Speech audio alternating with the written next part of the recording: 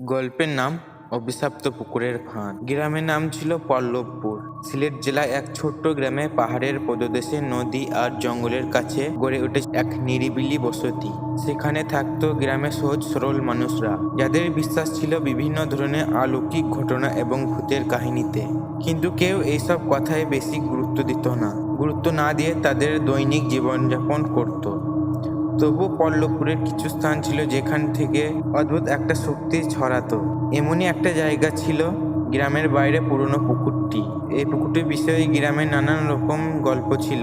ওই পুকুরে রাতে না যাস, না হলে কেউ জীবিত ফিরে আসবে না। ছোটরা এই গল্প শুনে খুব ভয় পেত, আর বড়রা বলতো ভূতের গল্প কিছুই না। কিন্তু এর সত্ত্বেও পুকুরটি আশেপাশে সন্ধ্যার পর কেউ তেমন যেত না। গাছপালা আর জঙ্গল গাঢ় পাহাড়ের পদদেশে পুকুরটি ছিল যেন এক ভয়ানক অন্ধকারের আঁতুর ঘর।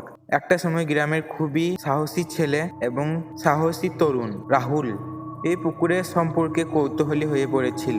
রাহুল ছিল শহরের শিক্ষা গ্রহণ করা আধুনিক চিন্তা ভাবনার তরুণ। তার কাছে এসব ভূত প্রেতের গল্প শুধুমাত্র পুরনো আঞ্চলিক কাল্পহীন। সে কখনো বিশ্বাস করতো না যে কিছু অপ্রকৃতি সৃষ্টি রয়েছে যা মানুষের জীবনের হস্তক্ষেপ করতে পারে। রাহুল ঠিক করলো সে রাতে একবার পুকুরে যাবে এবং পুরো পরিস্থিতি নিজের চোখে দেখবে। রাহুলের সিদ্ধান্তর বিরুদ্ধে গ্রামের অন্যরা অনেক কথা বলছিল। একজন বৃদ্ধা বলছিলেন, তোর কিছু যদি হয় তাহলে আমাদের কোনো দায়িত্ব নেই। তবে রাহুল ভীতু ছিল না। সে রাতে বেরিয়ে পড়লো পুকুরটির দিকে। রাস্তা একেবারে নির্জন আর আকাশটা ছিল মেঘলা, তাতে যেন ভূতের আবহাওয়া তৈরি হচ্ছে। পুকুরটি ছিল একটি প্রাচীন স্থাপনা। পুকুরের চারপাশে ছিল মরসুন পাথর আর কিছু পুকুরের জন্য বিশালতা জঙ্গল। পুকুরের পানি ছিল কালো এবং অস্বাভাবিকভাবে স্থির।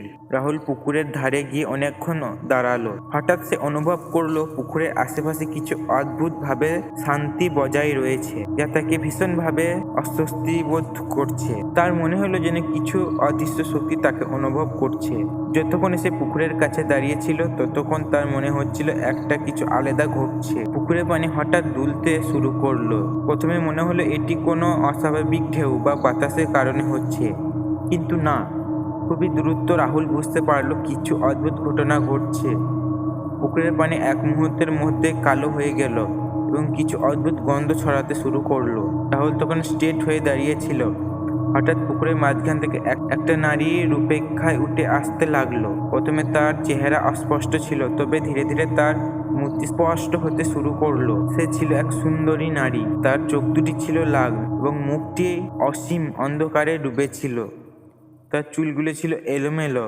মহিলা হঠাৎ এক গম্ভীর গলায় বলল, তুমি কেন এসেছো এখানে? রাহুল এতটাই ভয় পেয়ে গিয়েছিল যে সে কিছুই বলতে পারছিল না। এই দৃশ্যের সামনে তার সাহস শেষ হয়ে গিয়েছিল।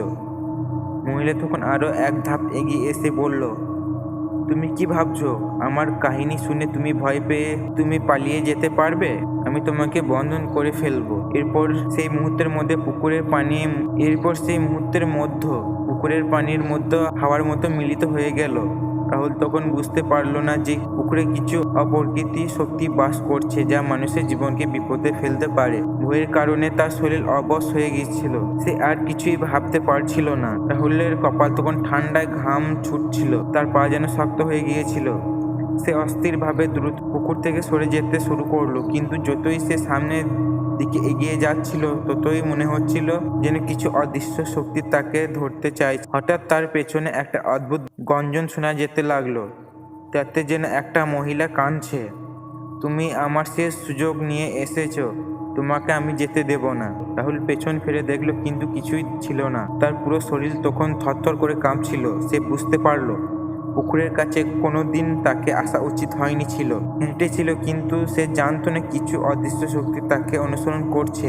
অতঃপর সে দৌড়াতে শুরু করলো। এক মুহূর্তের মধ্যে পুকুর থেকে সেই জায়গা থেকে অতিক্রম করে গ্রামের দিকে ছুটে যেতে লাগলো। গ্রামে ফিরে এসে রাহুল তার অভিযানের কথা শেয়ার করলো। তাকে দেখে সবাই বুঝতে পারলো পুকুরের আশেপাশে কিছু ভয়ঙ্কর শক্তি রয়েছে যা কোনো মানুষের শান্তি দেবে না। রাহুল শপথ নিয়েছিল আর ওই পুকুরের কাছেও সে পা রাখবে না।